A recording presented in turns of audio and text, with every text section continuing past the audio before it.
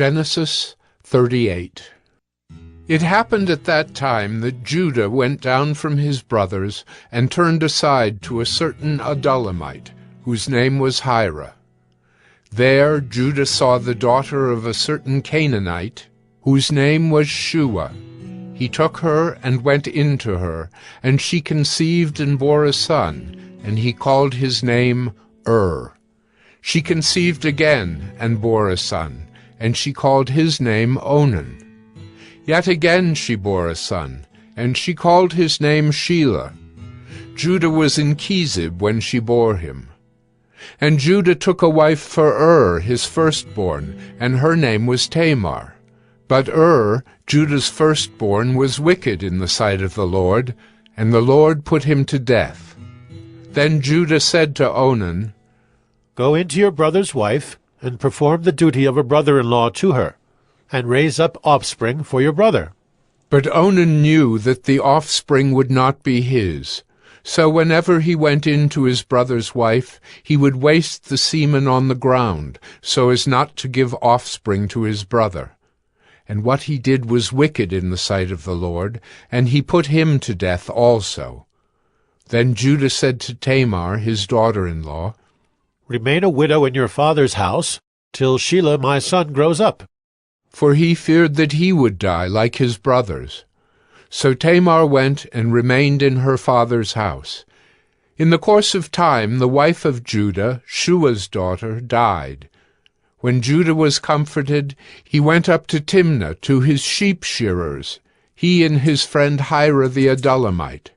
And when Tamar was told, "Your father-in-law is going up to Timnah to shear his sheep," she took off her widow's garments and covered herself with a veil, wrapping herself up, and sat at the entrance to Enaim, which is on the road to Timnah. For she saw that Shelah was grown up, and she had not been given to him in marriage. When Judah saw her, he thought she was a prostitute, for she had covered her face. He turned to her at the roadside and said, "Come, let me come in to you." For he did not know that she was his daughter-in-law. She said, "What will you give me that you may come in to me?" He answered, "I will send you a young goat from the flock." And she said, "If you give me a pledge until you send it." He said, "What pledge shall I give you?" She replied, "Your signet, and your cord, and your staff that is in your hand." So he gave them to her and went in to her, and she conceived by him. Then she arose and went away, and taking off her veil, she put on the garments of her widowhood. When Judah sent the young goat by his friend the Adullamite to take back the pledge from the woman's hand, he did not find her. And he asked the men of the place, "Where is the cult prostitute who is at Enaim at the roadside?" And they said, "No cult prostitute has been here." So he returned to Judah and said, "I have not found her.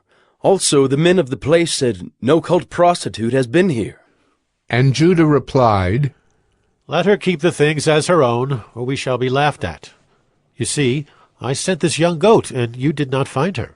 About 3 months later, Judah was told, "Tamar, your daughter-in-law, has been immoral. Moreover, she is pregnant by immorality." And Judah said, "Bring her out, and let her be burned."